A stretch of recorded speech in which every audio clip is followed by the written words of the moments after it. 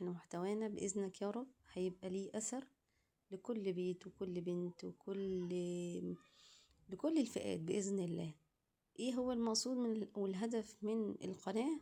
تعالوا اسمعوا معايا واعرفوا انا ايه الهدف من القناة. انا مش جايه اعلمك اقولك ازاي تنظفي مطبخك، ازاي ترتبيه، ازاي تبقي نظيفة، لا، انا جايه هنا عشان في صناعة اثر طيب في نفوس الامهات والبنات والنساء جميعا.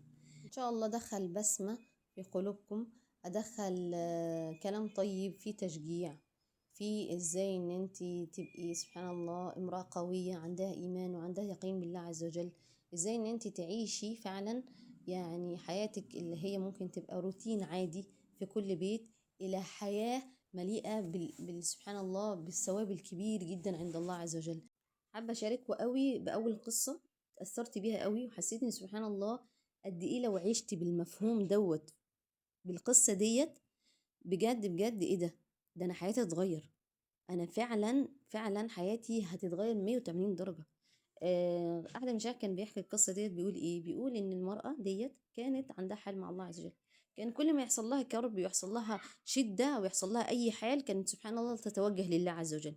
وفي يوم بتقول كانت زعلانة جدا جدا أوي من زوجها، او زوجها كان مزعلها، فيشاء القدر ان هي كالعادة بتقول لما ببقى متضايقة جدا ويعني في مود مش حلو، اول حاجه بعملها بمسك الموبايل بحاول اطلع نفسي واتفرج على اي حاجه مش عارفه ايه، لا اما حاجه مشجعه لا اما حاجه تضيع وقتي.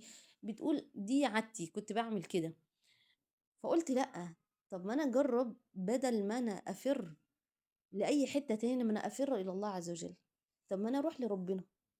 بتقول سبحان الله بتقول ايه، انا وانا في مكاني انا قلت يعني ايه، انا عاوز يكون لما الواحده تبقى حزينه ومتضايقه ما بتقدرش ان هي تتحرك، ما بتقدرش ان هي تعمل ايه مجهود، فبتقول سبحان الله انا وانا قاعده في مكاني رحت رفعت ايدي وقلت له يا رب ده هو مضايقني من كذا، يا رب ده هو مزعلني، يا رب ده هو عمل وسوى وكذا وكذا، وانا انا متضايق جدا، انا زعلانه جدا، انا مش عارفه اعمل ايه. وترد على نفسها تقول يا رب طب اقول الحل يا رب بالنسبه لي ايه اللي يرضيني؟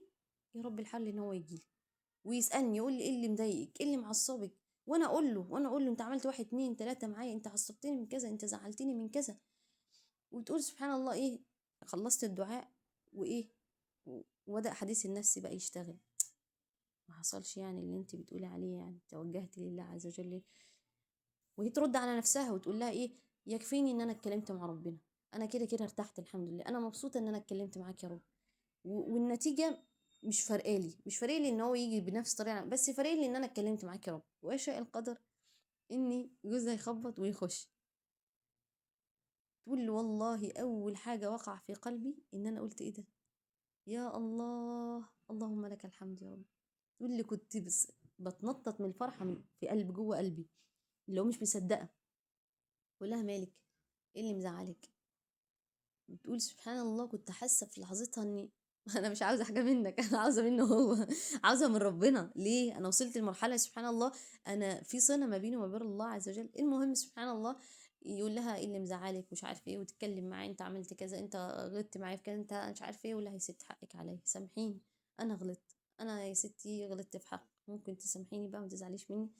بتقول له خلاص تمام، ايه خلاص سيبني لوحدي، انا يا سيدي ايه مش زعلانه خلاص، المهم سيبني لوحدي. المهم سبحان الله يسيبها لوحدها وترفع ايديها كده وتقول ايه ده يا رب، ده جالي لحد عندي، يا رب يا رب انت جبتهولي زي ما انا طلبت، يا رب علمني دايما على طول ابقى دايما بلجأ لك يا رب، ما تخلينيش ابدا اقطع الموضوع ده يا رب.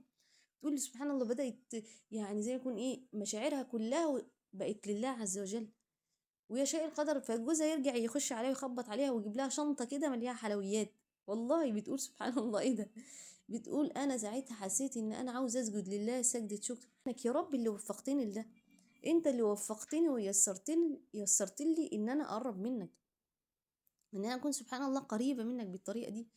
فسبحان الله القصة جميلة، القصة يسيرة، بس انا دايما بقعد اقول اكيد كل واحد ليه حال مع ربنا، في صدقة خفية، في ان هي تتضرع لله عز وجل، في صبرها على مثلا اذى حد معين. والله كل واحد ليه حال، فتشي على حالك مع الله عز وجل، فتشي على العمل اللي انت ما بينك وما بين الله عز وجل، هتلاقي حاجات كتير ربنا سبحان الله وفقك ليها. وخشي من الباب ده، خشي بالمنطلق ده وكلميه. حسيت ساعتها قلت والله لو عشنا كلنا بالمنهج ده، ان انا افر الى الله عز وجل وادعي الله عز وجل ان ربنا يخرجني من اي محنه بمر فيها، والله هو اللي يخرجك بس بيقين.